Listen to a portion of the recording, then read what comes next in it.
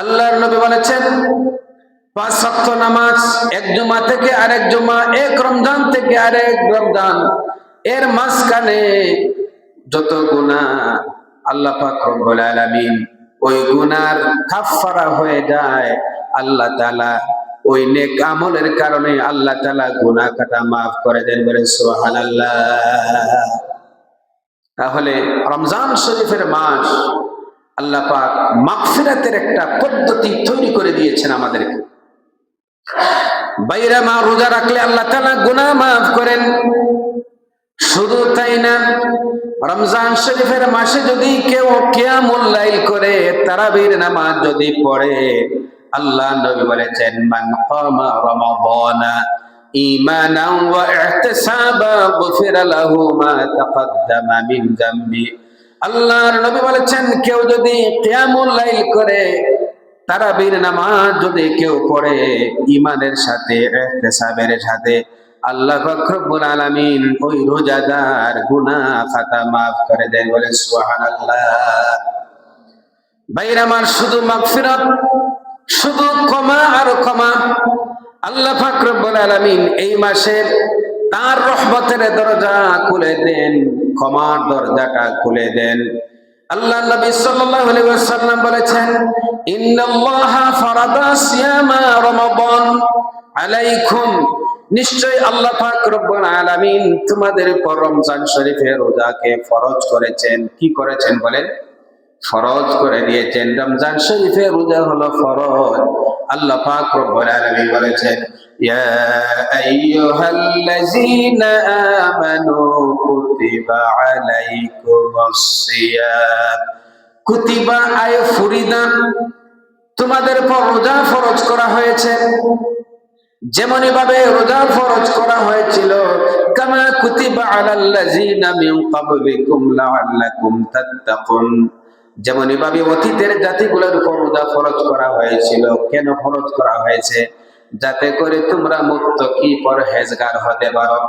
আল্লাহর নবী বলেছেন আল্লাহ পাক রমজান শরীফের রোজা ফরজ করেছেন ওয়া সানানতু লাকুম কিয়ামা, আর কিয়ামুল লাইল তারাবির নামাজকে আমি নবী সুন্নাত করে দিয়েছি। ভাইরা আমার, কেউ যদি রমজান শরীফের মাসে সারাদিন রোজা রেখে ইফতার করে যদি 20 রাকাত তারাবির নামাজে যদি পড়ে, নামাজে যদি দাঁড়ায়, 20 রাকাত নামাজ যদি পড়ে, আল্লাহর নবী বলেছেন খারাজা মিন যুনুবিহি কায়াউমিন ওয়ালাদাতহু উম্মুহু। একজন মা যখন কোন সন্তানকে যখন জন্ম দেয়, এই সন্তান যেভাবে নিষ্পাপ থাকে, তার গুনাহ থাকে না, নবীজি বলেছেন যারা কিয়ামুল লাইল করবে, যারা তারাবির নামাজ পড়বে, কিয়ামুল লাইল করবে, রাত্রিবেলা রমজান শরীফে দাঁড়াইয়া দাঁড়াইয়া নামাজ পড়বে, আল্লাহর নবী বলেছেন ওই নতুন এই বাচ্চাটা যেভাবে নিষ্পাপ হয়ে দুনিয়ার ভিতরে আসে, কিয়ামুল লাইলের কারণে আল্লাহ পাক রব্বুল আলামিন ঠিক অনুরূপ ভাবে ওই রোজাদার বান্দাকেও আল্লাহ তাআলা এভাবে মাসুম করে দেন। বলেন সুবহানাল্লাহ। মাসুম করে দেন, সুবহানাল্লাহ। শুধু মাগফিরাত আর মাগফিরাত। রমজান শরীফে যত আমল করবেন প্রত্যেকটা আমলের সাথে মাগফিরাতের একটা সম্পর্ক রয়েছে। সুবহানাল্লাহি ওয়া বিহামদিহি। বাইরা আমার, শুধু তাই না, এই রমজান শরীফের মাসে আল্লাহ তাআলা শেষ দশকে একটা রাত দিয়েছেন লাইলাতুল কদর। আল্লাহর নবী বলেছেন মান কামা লাইলাতাল কদরি ঈমানান ওয়া ইহতিসাবা গুফিরা লাহু মা তাকদ্দামা মিন যামবি। যেই ব্যক্তি লাইলাতুল কদরের রাত্রিতে সবের নিয়তে আল্লাহ পাককে খুশি করার জন্য যারা কদরের রাত্রিতে ইবাদত বندگی করবে, আল্লাহ পাক রব্বুল আলামিন ওই বান্দার জীবনের গুনাহ খাতা maaf করে দিবেন। বলেন সুবহানাল্লাহ। শুধু মাফ আর মাফ, ক্ষমা আর ক্ষমা।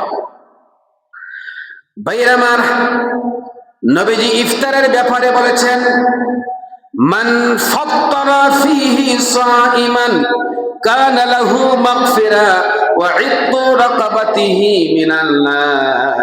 আল্লাহর নবী বলেছেন যদি আল্লাহর কোন বান্দা, কোন রোজাদার বান্দাকে যদি ইফতার যদি করায়, যদি ইফতার করাইতে পারে, আল্লাহর নবী বলেছেন আল্লাহ পাক রব্বুল আলামিন ওই ইফতার করানেওয়ালা, ওই ইফতার যিনি ইফতার করিয়েছেন ওই ব্যক্তিকে আল্লাহ তাআলা মাগফিরাতের ঘোষণা দিয়া দেন।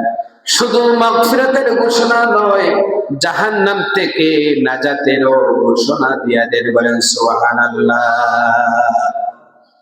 ভাইরা আমার, আমি বলতেছিলাম রমজান শরীফ হচ্ছে একটা নিয়ামত।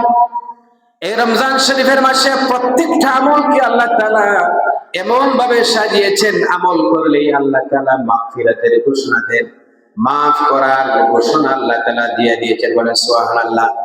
এই পবিত্র রমজান শরীফের মাসে আল্লাহর বান্দা বান্দিরা যাতে ভালোভাবে রোজা রাখতে পারে, ভালোভাবে আমল করতে পারে, বেশি নেকি পাইতে পারে, এই জন্য আল্লাহ পাক রব্বুল আলামিন জান্নাতের দরজাটা খুলে দেন, জান্নাতকে ভালোভাবে সাজাইয়া রেখেছেন। আর জাহান্নামকে রমজান শরীফের মাসে জাহান্নামের দরজাকে বন্ধ করে দিয়েছেন। আর মালউন শয়তানকে ফেরেশতাদের মাধ্যমে শৃঙ্খলাবদ্ধ আটকাইয়া রেখেছেন, যাতে করে শয়তান আল্লাহর বান্দা বান্দিকে ওয়াসওয়াসা দিয়া গুনাহ না করাইতে পারে। এই জন্য শয়তানকে আল্লাহ তাআলা শৃঙ্খলাবদ্ধ করে দেন। বলেন সুবহানাল্লাহ। ভাইরা আমার, রমজান শরীফের মাসে এত সুবর্ণ সুযোগ পাইয়া, এত সওয়াব, এত ফজিলত, এত বরকতময়, এত সুযোগ পাইয়া যদি আমরা আমাদের জীবনের গুনাহ খাতা যদি আমরা ক্ষমা না করাইতে পারি, তাহলে আমাদের মতো হতভাগা আর কে হতে পারে? কথা ঠিক কিনা বলেন? ভাইরা আমার, এই জন্য আল্লাহ নবী সাল্লাল্লাহু আলাইহি ওয়াসাল্লাম একবার মসজিদে নববীতে আসলেন, খুতবা দিবেন।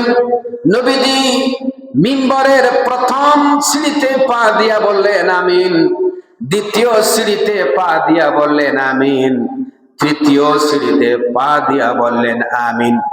সাহাবায়ে কেরাম সবসময় আল্লাহর নবীর আমলকে ফলো করতেন, দৃষ্টি দিতেন আল্লাহর নবী কোন আমল করেন, কি করেন। প্রত্যেকটা আমল আল্লাহর নবী সাল্লাল্লাহু আলাইহি ওয়াসাল্লাম আপনার দেখেন রাসূলুল্লাহ কি আমল করেন, এরকম আমল তো কোনদিন তো আল্লাহর নবী মিম্বরে দাঁড়াইলে আমিন আমিন বলেন না। হঠাৎ করে আল্লাহর নবী কেন আমিন বললেন? সাহাবায়ে কেরাম নামাজ পড়ে জিজ্ঞাসা করলেন, ওগো আল্লাহর নবী, কোনদিন তো এরকম দেখি নাই, আপনি মিম্বরে যখন পা দিলেন তখন আমিন বললেন, এটা কেন করলেন? দ্বিতীয় সিঁড়িতে পা দিয়ে আমিন বললেন, তৃতীয় সিঁড়িতে পা দিয়ে আমিন বললেন, এটা কেন বললেন? এটা তো কোনদিন করেন নাই, করতেও দেখি নাই। নবীজি বললেন, সাহাবীরা শুনো, আমি যখন মিম্বরে পা দিয়েছি জিবরাইল এসেছেন, জিবরাইল এসে আমার কানে কানে বলে দিয়েছে, ওগো আল্লাহর নবী, আপনার উম্মতদেরকে বলে দাও, কেউ যদি পবিত্র মাহে রমাদান মুবারকের মাস যদি পায়, আর এই মাস পাইয়া যদি কেউ নিজের গুনাহ যদি মাফ না করাইতে পারে, তাহলে ওই ব্যক্তির মতো হতভাগা আর কেউ হতে পারে না, এটা আপনি জানিয়ে দিন। জিবরাইলের এই কথাটি সমর্থন দিতে গিয়ে আমি আমিন বলেছি। দ্বিতীয় সিঁড়িতে পা দিয়ে আমি আমিন কেন বললাম?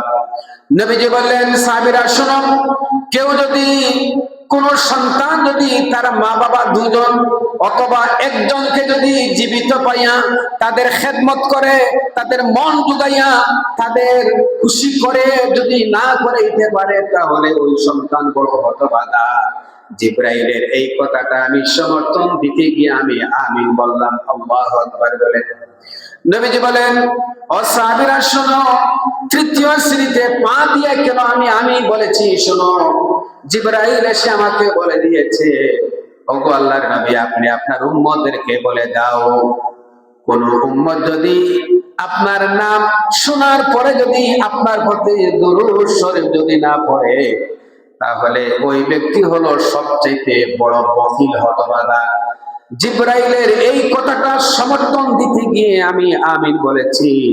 এই জন্য ভাইরা আমার, আল্লাহর নবীর নাম শোনার সঙ্গে সঙ্গে আমরা সাল্লাল্লাহু আলাইহি ওয়াসাল্লাম পড়ে রাসূলুল্লাহর উপর দরুদ শরীফ আমরা প্রেরণ করব। ভাইরা আমার, আমি বলতেছিলাম রমজান শরীফের মাস পাইয়া এত ভালো ফজিলতময় সুবর্ণ সুযোগ পাইয়া যদি আমরা নিজেদের গুনাহ যদি আমরা মাফ না করাইতে পারি, তাহলে আমাদের মতো হতভাগা আর কেউ হতে পারে?